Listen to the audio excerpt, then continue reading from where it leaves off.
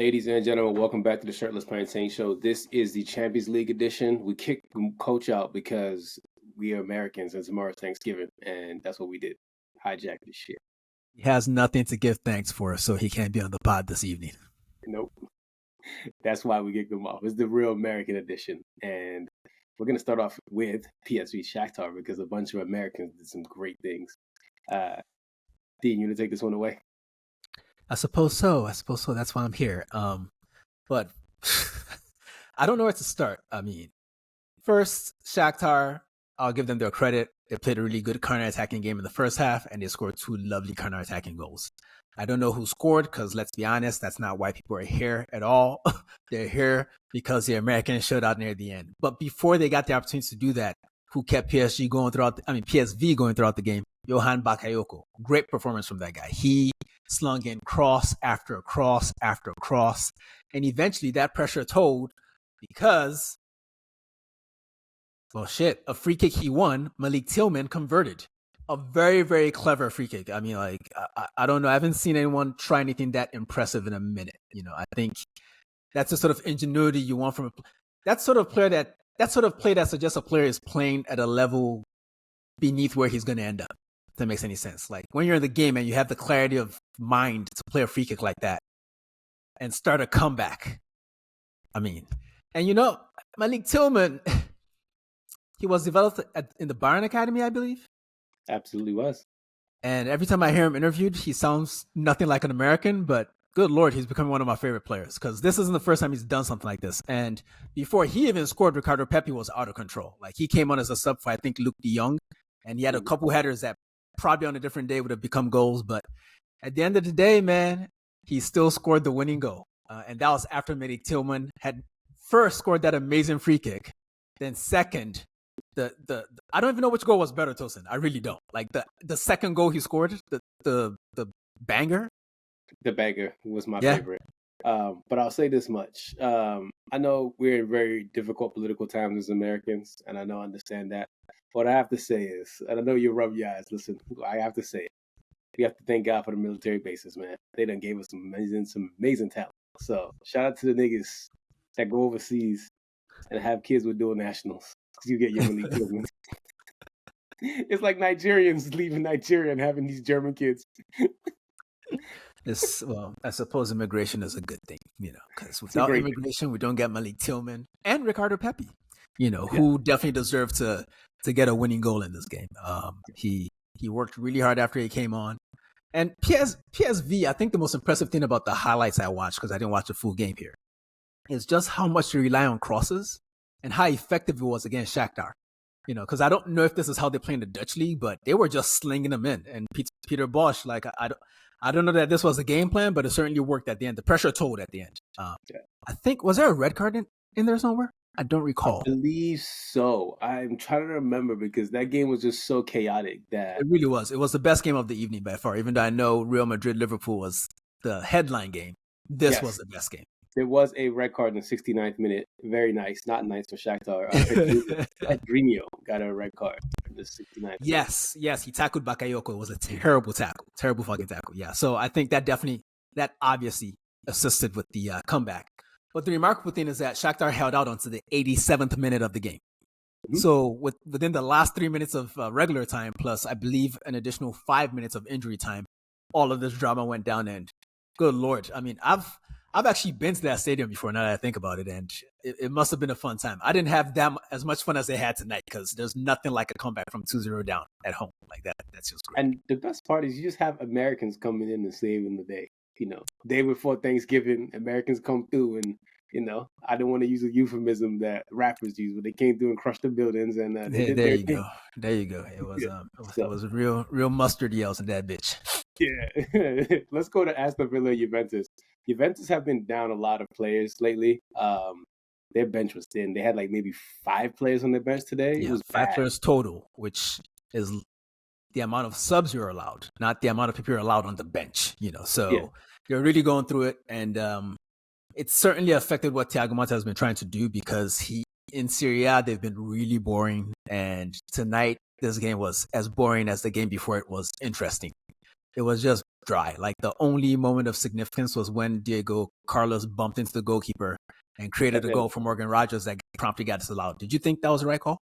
Yeah, it was. Yeah, I think so too. I mean, we live in this era where you can't touch goalkeepers, so I feel like that's been every era, to be honest. Like, when have goalkeepers not been protected?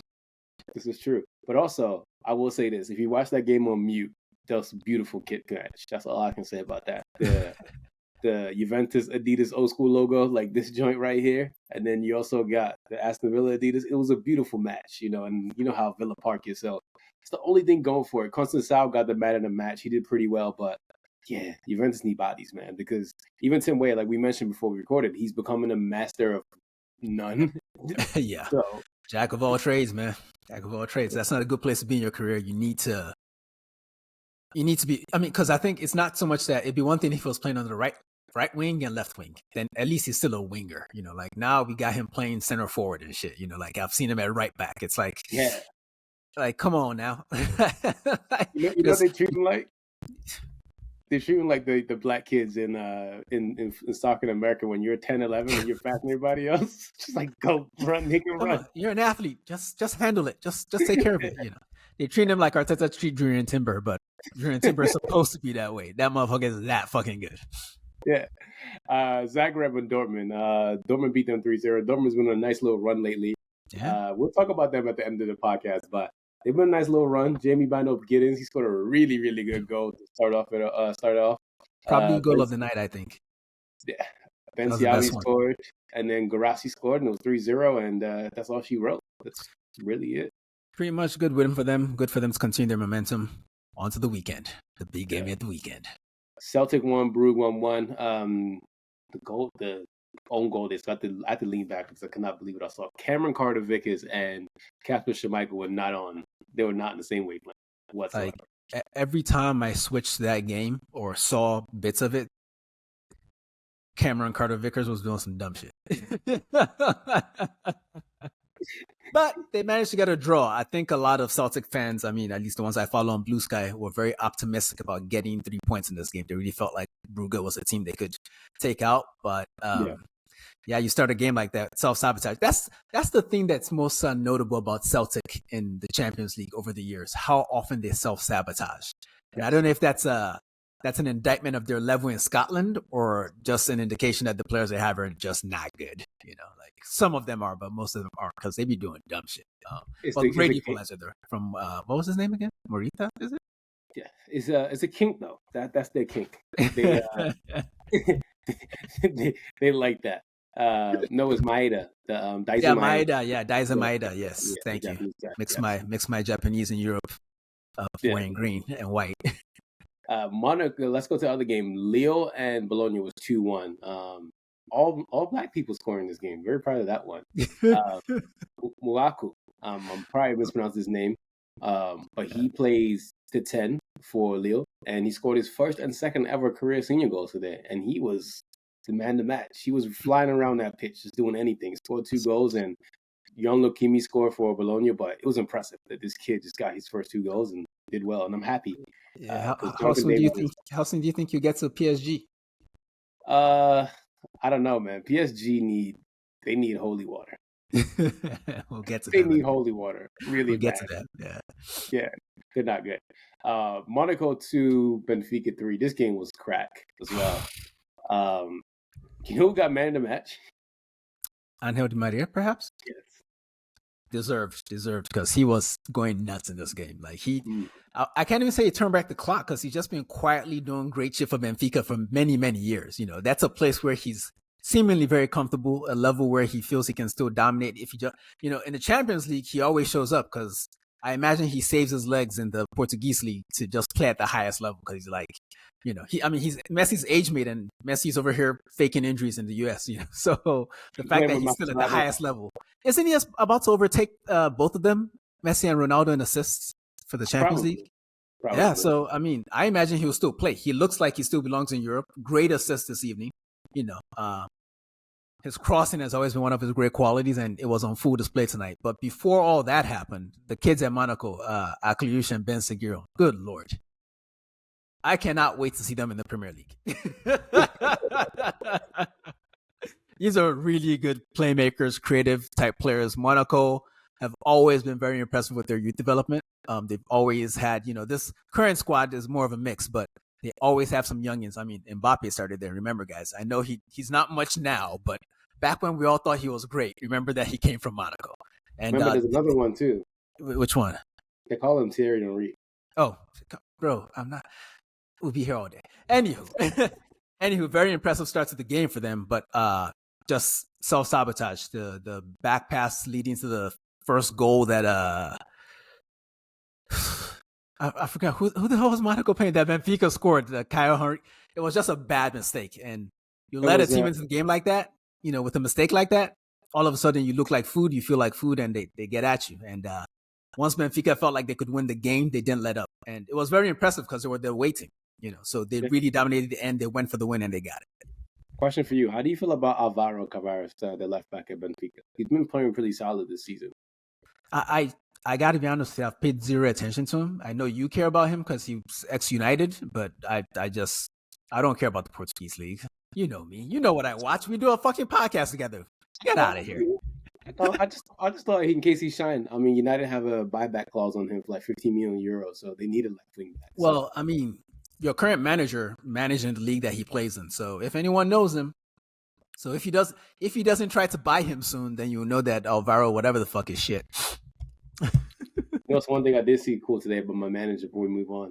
He's getting a haircut. My last manager never could do that. Sturm Garz and Girona was 1-0. Man, great victory for Sturm Graz. Hayland in the building. Mika Biereth with the winner in this one. Probably deserved, I'd say, on the balance of the game. No, let me be honest. Girona should have beat them. Girona are just the unluckiest team in Europe right now. Who missed that chance? Was that Miguel Gutierrez on the far post? Yeah, right before the game. Don't even be right before the game had to pull up with a stomach issue. So they just... Yeah. See, he was one bringing the good juju. And now that he's not there anymore, he's costing them wins. That's unfortunate. But they should have won this game. Somehow they didn't. Great result for Sturm Graz because, if I'm being honest, I think just look at their record in Europe.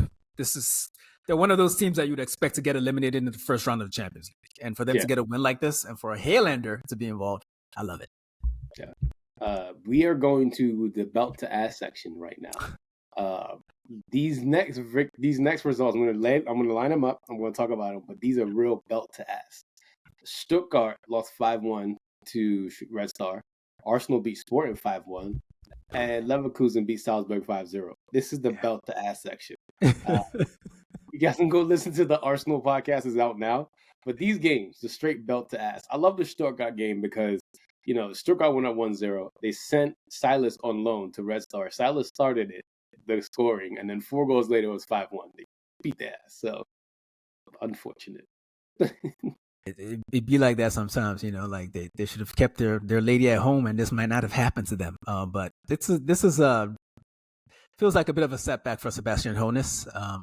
They've been a little inconsistent, but part of it, for instance, they've lost Dennis Undav, so they don't have a lot of depth, so when you lose a player that good, that's been in that good of form, that's gonna have a trickle down effect. But even so, you'd expect them to play. They basically just collapsed. The goals conceded in like the last 4 goals were in the last 10 minutes or something like that. So they were in the game for a long time. It was 1-1 for a very long time. But once that second one went in, they just collapsed. And I hope the club doesn't do anything harsh. But I mean, it was a very bad setback for Stuttgart. Yeah.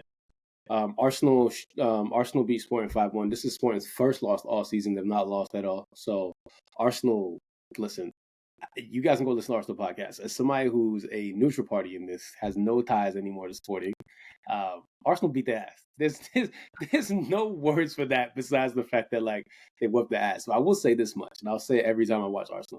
I love Bukayo Saka. I love him like he's my own brother. That little nigga is impressive. And again, like Coach said in the podcast, right? When you see your own academy player come through and do well, not only doing well, but being one of the best players in the world, it just fills you with joy, So I'm sure Arsenal fans are really happy to see Saka just being just better than everybody else. I saw a tweet earlier today where somebody was talking from last year. It's like, oh, one day we're going to realize these Foden to Saka comparisons are foolish. And we look a year later now, and You know? I just want to say I don't want to accuse Coach of anything because he's not here at the moment to defend himself. But Yeah. many years ago, we were all on the podcast together where I told him that it's ridiculous that people think Phil Foden is Saka's mate. This was years ago, back when the argument was actually legit. Now, like, just because he's on a team where he wins a bunch of things doesn't mean he's as good a player as Saka. I'm glad that debate is currently in the mud, because let's be objective about things. Just because a guy wins things as part of a team doesn't mean that he has the same role another guy has in his team. Saka was carrying his team years ago, So, but on the game, I just wanted to say, like, Martin Odegaard is getting a lot of credit and deservedly so. But I do want to give some credit to the fullbacks who returned as well, because part of the issue with Arsenal's play prior to Odegaard coming back was that their fullbacks were missing. They have injuries on that side of the field as well. Timber was hurt for a bit. Calafiori missed a month.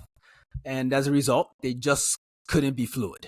And now that Odegaard is back alongside those guys, the whole team is clicking, essentially. So credit to all of them. It was a great performance. Very pleased. You can hear more from me and Coach on the Arsenal special edition that we dropped yesterday. It's already out. Go listen to that.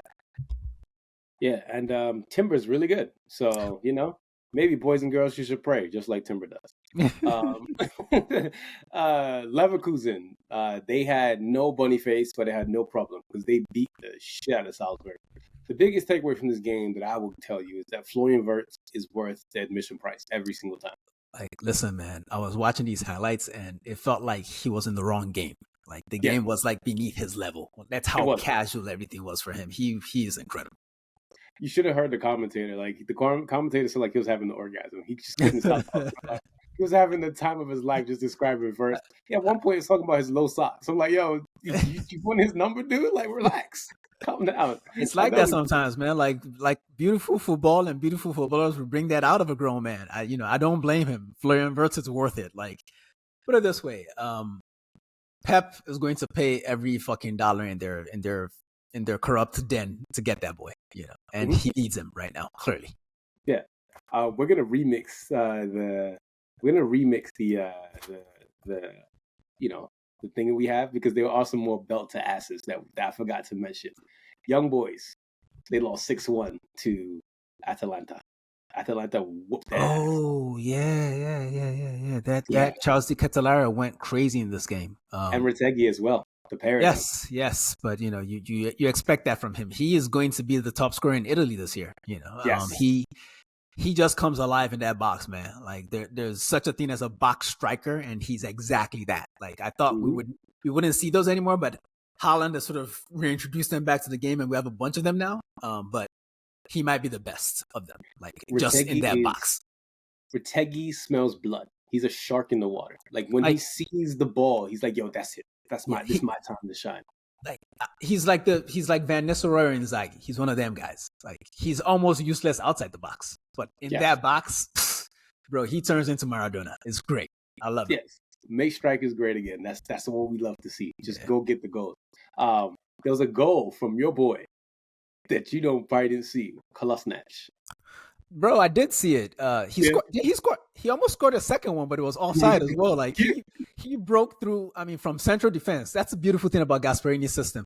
It's so fluid, and you can have a center back up one-on-one with the goalkeeper at any time. And this time it was Kolasinac, and he finished with aplomb like a striker, And he finished with aplomb on his disallowed goal as well. Lovely header from a rebound, So very great game. But the best player, again, was Charles de Ketelaere. Like, I think he had a hat trick and 2 assists in this game. Do you remember the quote? Do you remember the quote that was said about CDK today? Gasperini? Yes, about his time at Milan, was it? Yeah. Go ahead, my friend. He basically said that, and I'm paraphrasing here because I do not have the direct quote with me, but he basically said, forget all your stats, you little nerds, and all you Americans. Like, I know what I'm doing, basically. Like, CDK's nice, and that's effectively what he said. It was cool. It was cool to have a coach like really just back his player like that. It's nice. It's really nice because CDK did have a troubled time at Milan. If everyone remembers that, but the kid found himself, and we love it. We're very, very happy for him. Yeah, I think that's the beautiful thing about the environment that they have at Atalanta. Like, it's no accident that they have so many players that other teams want. And it's been for many years, through generations. They just always produce these players. And it's not as if they have a very specific kind of player that they get. Like, there's such a variety in the sorts of players that people want to get from Atalanta. And that's just a credit to Gasperini, his system, and the club. They've built a new stadium off this era of this coach at that club. Like, if the success that you've brought to a team enables them to build a stadium, you're a legend. That's the real trophy in this life of football, because winning, only one team gets to do that. Yeah. Back to your point about the players you want. You know how good they were? Ademola Lookman sat on the bench. Didn't even get off the bench. That's insane. That's insane. Great depth. Yeah. Another belt to ass. Our final belt to ass game of the week. There's a lot of belt to asses. Atletico Madrid beat Sparta Prague 6-0. They started off with a free kick from Spider-Man, and it just went downhill from there. They just... Yeah, in a sense, I was happy, not necessarily for Atleti. I don't know, because I don't watch them the same way I watch Arsenal, but I get the feeling that our seasons have been very similar.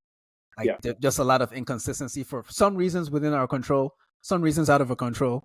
Like for Arsenal, it's stuff like refs, interpreting the rule book in very interesting ways that don't apply to other teams. For Atleti, it's stuff like Nazi fans, But potato.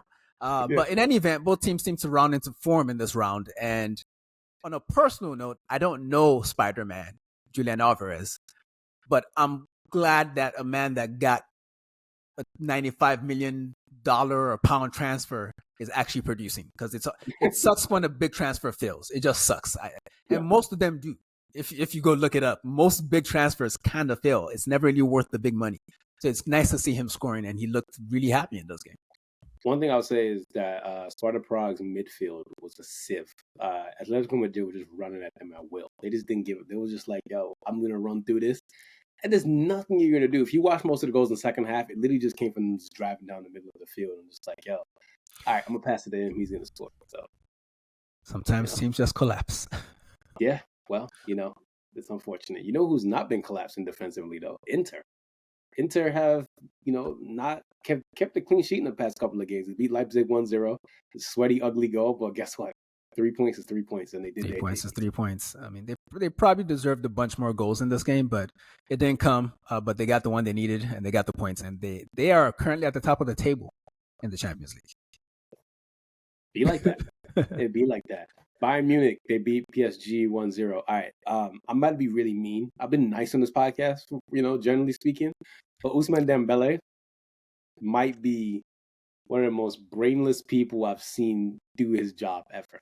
Trust me, I've worked with some. I've been the brainless person. I've worked with brainless people. But when he got his second yellow yesterday, he was protesting like, "Why are you sliding in your own box to the player? Like, why are you going studs up against the defender on a yellow card? Like, what is going on up here that you're cognitively just not doing what you're supposed to do?" And just everything about PSG, they just look scared. I don't know how to explain it. They just don't look good. It's a young team playing in a big competition, and their youth is showing. Yes, they have a great manager in Luis Enrique, and he's going to put a system in, and they're moving away from this whole Galacticos shit they were doing under the Mbappe era. Mm-hmm. These are the growing pains that happen. Like, I think a lot of times we look at the badge and we don't really look at the personnel. And even at his best, like someone like Ousmane Dembele in that squad, he's supposed to be one of the elder statesmen. He's played at Barcelona. He's traveled abroad. He's been a France international. But I don't think, some guys just don't have that level of character. And, he's not somebody that, he's been beefing with Enrique. Like, he's been dropped a couple times this season, in the past as well, so it's just the inconsistencies that come with a young team. I imagine that they're just having, like, the reason why they're top of the league in France is because PSG has the infrastructure that surpasses any other team in that country, But in Europe, where they have to play teams that are not afraid of them ever, the inconsistency is going to show. And Bayern didn't really have to play that well to beat them, I would say. But they didn't play poorly either. It's just, in general, you expect goals to come from Harry Kane as opposed to, what's his name? Kim Min-jae? Yeah. Why did I forget his name at random? But great striker's instincts from him to follow up from that really bad goalkeeping by Safonov. And, Luis Enrique does a lot sometimes. Like, way too much. I know, it's kind of like when he was dropping Mbappe last season. I was supportive of that, but if this is the result, then maybe it wasn't worth it. But I know Donnarumma has his weaknesses, But if this is what Safonov has to offer, I'm sorry, you need to put the big guy back in. This is ridiculous. Like, you need all the experience you can get in that team. They're just too young, But Yao Neves, despite being probably the youngest person on the field, he was arguably the best midfielder on the field. Leroy Sané was very annoying. Well, that's what he does. He's a winger. He's supposed to be annoying. He kept shooting like he has rights to the NRA. Like, what do you do? Anyways, well, yeah, that happened. Barcelona beat Brest 3-0. Unfortunately, the Brest are sagging. It's Yeah, they got titty fucked. Crazy. But watching the highlights of this one, I feel like the lesson was just basically the difference was player quality. One team had a player as good as Lewandowski, and the other player didn't, and that was the difference in this game. Like, Brest created quite a bit against this high line that Barcelona plays, and on a different day, they might have gotten a result. But Barcelona were clinical with their chances, and that's because those chances fell to Robert Lewandowski. And you can just, I don't know that Robert Lewandowski deserves any more praise at this stage in his career. We've been praising this motherfucker for 15 years and shit, but that guy, sometimes you forget because, he's maybe not the main man on his current team, but he's at the top of the scoring charts, for one. And two, just when you just watch him, he just does the striking thing better. Like, just the aesthetics of the way he does it. He showed Brest it was like comic book shit. Like, this is how you finish a chance in the box, But Retegui is coming for that crown as the box king, So there you go. Absolutely. We also forgot to talk about Milan. They beat Slavian Bratislava 3-2, but Milan cannot. Slavian Bratislava, yeah. Bratislava. They cannot. You'll get it someday. They cannot finish to save their lives. They cannot defend to save their lives, man. Like that game was stupid, man. Like I wish I had more of an opinion on it, but all I'll say is that Paulo Fonseca may not be able to coach a team out of possession, but he really knows how to motivate Rafa Leao. Yes. Because a lot of people felt, he's dropping him, he's going to lose the player, he's going to get fired. But it seems this whole carrot and stick approach is working. Like, when the motherfucker doesn't play well or he doesn't track back enough, he drops him. Then he brings him on and the motherfucker tries to prove something to the coach and he scores a great goal like the winning goal yesterday. Yeah. I mean, I just also, on that note, Diego Maradona found himself a good home there. So good for him. Like, he's making Milan less fun to watch for me. Okay, I don't like that little motherfucker. Yeah. You know who doesn't like football? Pep Guardiola. He wants to harm himself. Like, it's weird because we're supposed to admire successful people, but I'm sorry, I don't really admire Pep all that much, to be honest with you. And this is very hilarious to me because I just feel as if he may be the greatest coach of his generation, but he's also a man that lacks integrity. He got popped for drugs a couple times as a player. We don't talk about that a lot, but it happened. Now he coaches a club that he knows how they came to be. I'm sure they're paying him more than they're actually showing on the record under the table just to keep him there and get him there. Because he has all the leverage. He's never had to coach a team with this level of talent right now because he doesn't have a midfield. And as a result, his team, and not only does it not have a midfield, like, this is actually beyond tactics at this point because they've lost how many games now? 5 straight games. Mm-hmm. And they've drawn 2 other games, So we got 1-5, 1 draw, 1 loss, 5. I mean, 1 draw, 1 win. Fuck it. I don't care. Fuck that. Anyway, they should have won this game easily. They actually got some, I would say they got a break to open scoring because they weren't really creating a ton against Feyenoord. Feyenoord sort of played them pretty harsh to begin with. Mm-hmm. But when they got the penalty from Quentin Timber's foul on Haaland, they went from there and they scored 2 more. And it was looking like a pretty standard City game. Then all of a sudden, the fragility crept in out of nowhere. What was Guardiola doing, man? Can you explain it to me? You seem like the same kind of guy. Y'all the same height. What was he doing? If he's not scoring, he's not defending. That's all I can say. If it ain't a banger, he ain't doing his job. I'm telling you that much. That man. Are you saying he needs a change of position from left back to maybe left winger?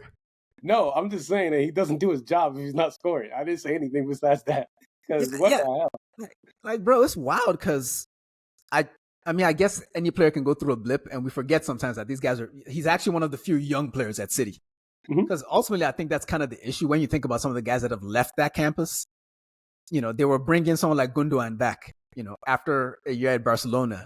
where he's not going to be as good as he was at age 34. Meanwhile, you've let Cole Palmer go. You've let Julian Alvarez go. You've let Romeo Lavia go, And now you got this old-ass team where the best players are injured or about to be injured again, and the young players are just not great enough to carry the team yet. And Pep is just going through a period where he lacks the talent to win games, I think. And the players are also out of motivation. They've been playing for a long time, and they've won a lot of games. So they're only human. Long may continue. Yeah, dead ass, man. But seriously, though, before we move on, what do you think those marks on Pep's head were? Like, what the fuck was that? So here's what Pep does, right? They score a goal on him. He does that. He drinks his water. Puts his hand in his head and starts just doing all of this and just starts scratching himself. He's a drama queen, man. Pep's just a drama queen. What about the cut on his nose? He does shit. He's weird, man. Pep's weird. He is weird. He is weird. Pep's a weird dude, man. And we, I think that's the best thing about this. Like, we've never seen him under this sort of pressure. It's not real pressure because we know he's not going to get fired. No. But no coach wants to lose this many games in a row, whether you're a Pep or whether you're the coach of a under 12 team in fucking Sugarland or some shit. Like, so to see him sort of breaking down in full glare of the public because he's losing, it's just hilarious. It's so funny. He had to send a tweet out talking about I wasn't suicidal, guys. Let's give final their things. Anis had Musa. Had a good couple of weeks. He scored the opening goal. So they've been doing their thing over there. Yeah. And who's Feyenoord's manager? I don't even know. I should know this. Let's look that up. That's some shit. That's the kind of shit I used to be able to know all the time. Brian Prisk. I don't know who the fuck that is, but good on him because a lot of this shit happened. Like, of course, City gifted most of those goals away, but he made some subs towards the end of the game that essentially, if you're giving a coach credit for changing a game, you have to give him credit for changing the game because his subs combined to score the final goals in the game. Well, all the goals really, because it came from 3-0 down to tie the game at 3-3. So we should know who he is. He played for Portsmouth in 05-06, Danish dude. Well, no, that's I'm not going to say I'm that much of a Barclays man. No, I don't want no fucking random Danish fullback that played at Portsmouth. Fuck Portsmouth. But yeah, we saved the last game for this reason because we have to talk about it. Liverpool, Real Madrid. Oh shit, I forgot about that. I didn't. I could not forget that because there was a touch Kylian Mbappe took in the first half, and that's when I mentioned the group chat. I said he's off today. I was like, something doesn't look right. That first touch, because I've seen Kylian play at his highest level. And that first touch he had today, I was like, yeah, he's off. He could have beat Conor Bradley, which, by the way, shout out to Conor Bradley. I haven't seen a white man and a black man like that since the Giuliani days. Looked like a New York police officer, man. They were stopping frisk. Oh, man. Listen, it's rough for Mbappe right now, man. It's rough for Real Madrid, period. I mean, they got a lot of injuries. Camavinga had to come off injured again today. This is unfortunate. He just got back. Valverde's playing right back. Arda Güler has the speed of a fucking 1951 Toyota Corolla, but he's really good on the ball, but he has no pace whatsoever. Hey, man, that's why he belongs in the middle of the pitch and not on the side of the pitch. Yes. And it's just, you look around, it's like there's no positives. I mean, the only positive is Antonio Rudiger. My dad loves Antonio Rudiger, by the way. Of course he does. Is your dad African? Yes. Okay, there you go. Yeah. And my dad thinks that Arda Güler's name is Adegune, so there's that. He's probably more right than people saying Arda Güler, to be honest. Yeah. So your dad is a connoisseur, a man of exquisite taste. Really, we should get him on the pod. I think we should. One of these days, we're gonna get this man in the podcast. Hell yeah, let's do it. Let's do it. But yeah, I mean, it's rough for Real Madrid right now, man, and teams ebb and flow. And I think right now what's going to happen is that the DEI fund is going to cut and they're going to go get some Spanish players. This nigga's just not going to work for Flo no more. He can't have no more black people on this team.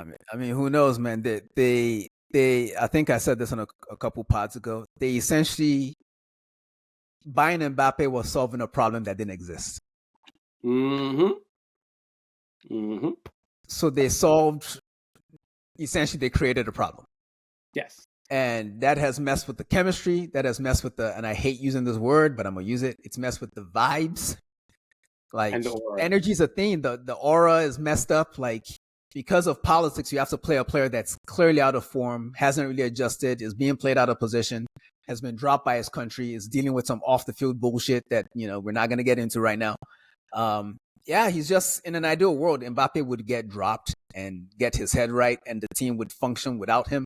But even if you ignore all that, you mentioned, Tosin, injuries. They're very messed up.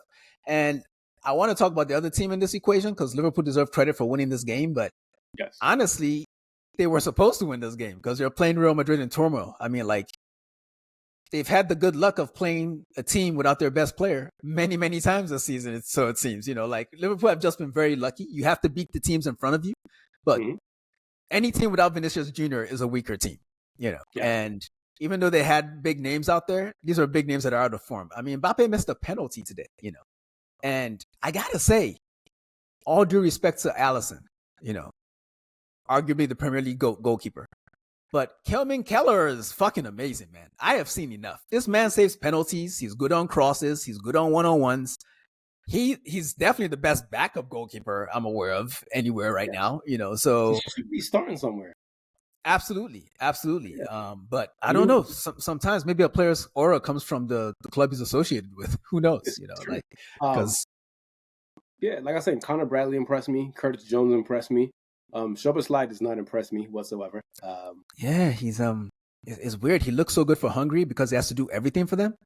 But at Liverpool, he just seems like an athletic body, just getting up and down the pitch. Like, he'll be there, but it doesn't mean anything's gonna happen. Towards the end, Ibrahima Konate looked like he got hurt at the end of the game. Oh, when Diaz fell into his leg, huh? Yeah, that looked bad. But I hope he's okay. Because Liverpool may have been lucky, but nobody deserves that kind of bad luck. So no, yeah. I mean, it's rough for Real Madrid, but they'll figure it out. This is Real Madrid. They'll be all right. Yeah, but I mean, yes, eventually the arc of history bends towards Real Madrid being okay.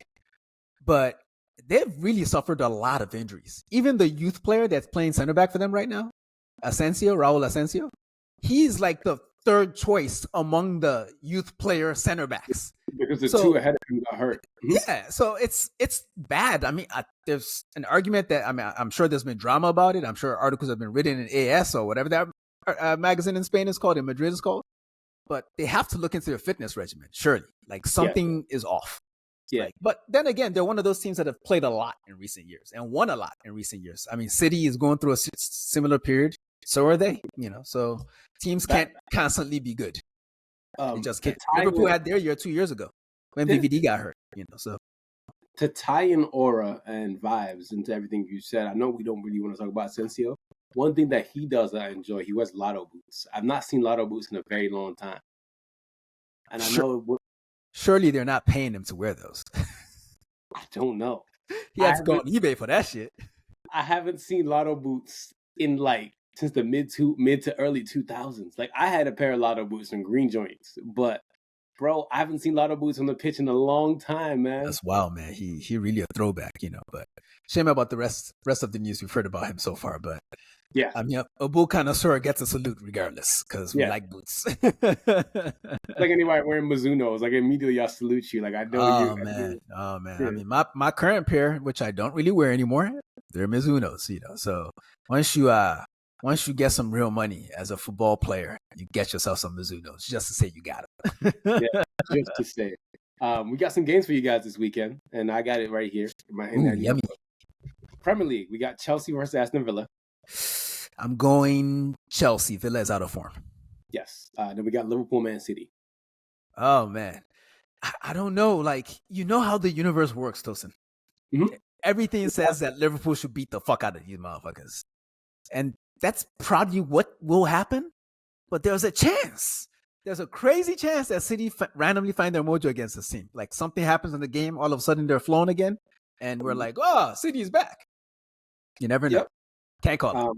I would put Everton, Man United selfishly, but, if you guys want to watch that, it's going to be... Oof, that's not going to be good, I don't think. Everton have been playing some boring football lately, and United, you guys are just learning some shit, So we got a way to go with y'all. So I would pass on that, even if I were you, Tosin. Well, I'm not going to, because I'm a sicko.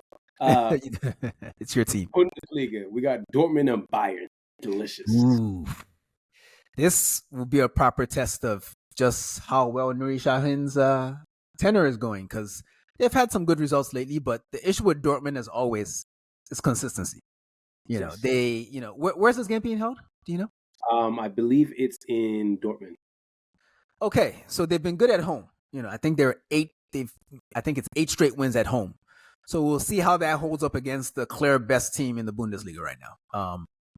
Bayern have been indomitable, especially Jamal Musiala. He's just been crazy with it. Like, he probably hasn't scored as many as he's deserved based on the chances he's created for himself in the last 2 games against, I believe, it was St. Pauli, and I don't remember who last weekend was. But if the game goes anything like that, then Bayern is winning this easily. So we'll see. I'm rooting for Dortmund as always. We just want to see some fucking competition in the Bundesliga.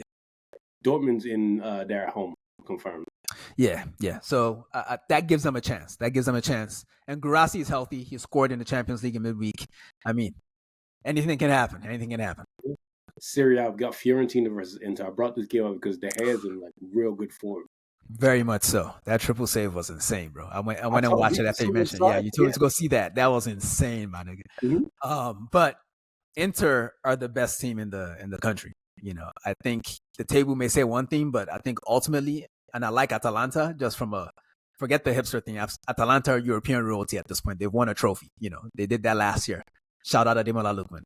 But I would say Inter are the one team that have consistently shown that their best half of football is better than anybody else's best half of football. And they showed that last weekend when they destroyed Verona. And this week, midweek against Leipzig, they should have scored more than they did. So Fiorentina's in good form. Moise Keane's scoring a lot of goals lately, but I think I'm going to go with my boys. Can I quickly shout out one person on Inter quickly? Of course. Federico Di Marco. I think he's one of the most underrated players in the world. He is the best left wing back alive. Yes. And has been for years. It's not like a recent thing. Right. And there's another player too in Serie A. His team's not playing, but I want to shout him out. Lobotka. Lobotka is another very talented player. I love Serie A. I'm sorry. I just love the players in that league. I'm taking DeMarco over Grimaldo. Yeah, I mean DeMarco is insane. When he's on that left wing, there's not a single player better than him on that left wing back spot. I just don't care. You can say Theo Hernandez, cool. I like DeMarco better. So, I'm not taking Theo. And DeMarco doesn't put his hands on women, but that's neither here nor there. Roma, Atalanta. Roma's in really, really bad form. They are in the pits. Yes, and Claudio Ranieri just got there, and I kind of want them to do well because it's just been. They just came from such a high point, winning the Europa League with Jose, the Conference League, was it? Yeah, yes, the Conference League. Mm-hmm. And it wasn't that long ago, and look at them now. Like they're in the dirt. But I don't think the recovery starts this weekend, unfortunately. As much as I want them to do better, it's not going to be this weekend because Atalanta are on fire. And Ademola Lookman didn't play in your midweek. Oh, man, he's rested. Yeah, Darren. Yes. La Liga, we got Sociedad versus Betis. So.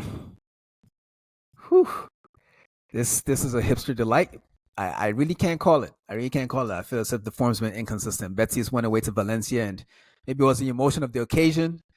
They didn't play very well. I don't know what Sociedad did last weekend, but I think I'm more liable to put my money on them. They're always good money. I put Madrid versus Getafe here only because I want to see how they bounce back from this week and how does Mbappe bounce back. You got Getafe, so I don't know. They look kind of vulnerable. They really look vulnerable. And I mean, and it's not just about what's going on the field. Some of it's what's going on off the field as well. There was the Ballon d'Or tantrum. There was losing to Barcelona the way they lost to Barcelona. Now this, their expensive acquisition this summer malfunctioning in the full glare of the world against Liverpool in midweek. More injuries again. I don't know, man. And Getafe are always a tough out. Like Bordalas coaches a really physical team that will kick the shit out of you, So I can see Getafe stealing a result here. Maybe not the win, but a result. Yeah. League on, we got a few nice games. Lyon versus Nice. It's very fun. I have nothing to call there. I mean, I don't know what we're supposed to say about Lyon until we know what happens with the off the field shit, So I guess we could focus on the football, but this is not a football podcast. No, it's not. This is FC. We also got Nasty Man FC versus Monaco, which will be a very interesting one. Yeah. I fear for Monaco in this game. Yeah. And last but not least, if you guys are very into it, the MLS conference finals are this weekend as well. You got the Eastern Conference and the Western Conference. So, if you guys are Who's going to playing stay that? up, Who's up? I believe. Let me see, because I know what's it called. Just got knocked out. So it's LA Galaxy versus Seattle Sounders, and then we got Orlando City versus New York Red Bulls. So, I would say the Galaxy might be the favorites. Based on the little bits and pieces I've been picking up throughout the season. We don't talk MLS that much anymore post Mitch abandoning his show. But yeah, that's what I'm thinking. It's looking like the Galaxy. They looked incredible against Minnesota last weekend. I mean, every time I turned to the TV, they were scoring a goal. It was insane. That Gabriel Peck boy, man, he needs to go to Europe and test himself. Bro, they got Marco Reus and Ricky Puig in the midfield. I mean, that's nice on FIFA, and great in the MLS. You said what? They're overpowered, bro. They're overpowered. Yeah, it's just insane. But yeah, that's what we got, man. Great week of Champions League. Europa League is tomorrow. I'm going to be watching United because I'm a sick man against Baltimore Glimp. So, Enjoy that. Yeah, for the rest of y'all, thanks for listening. Hope this found you in a good place. Enjoy your families. Enjoy the travel if you have to do it. Be safe out there. Enjoy the meals. Enjoy the holiday. That's all we got for you. We're out. Everyone take it easy. Peace. Hey folks, this is Dean from the Shirtless Plantain Show. Don't forget to subscribe, comment, and follow us on all our socials. You can see them right beneath our recordings in every video. Thanks again, and see you on the next one.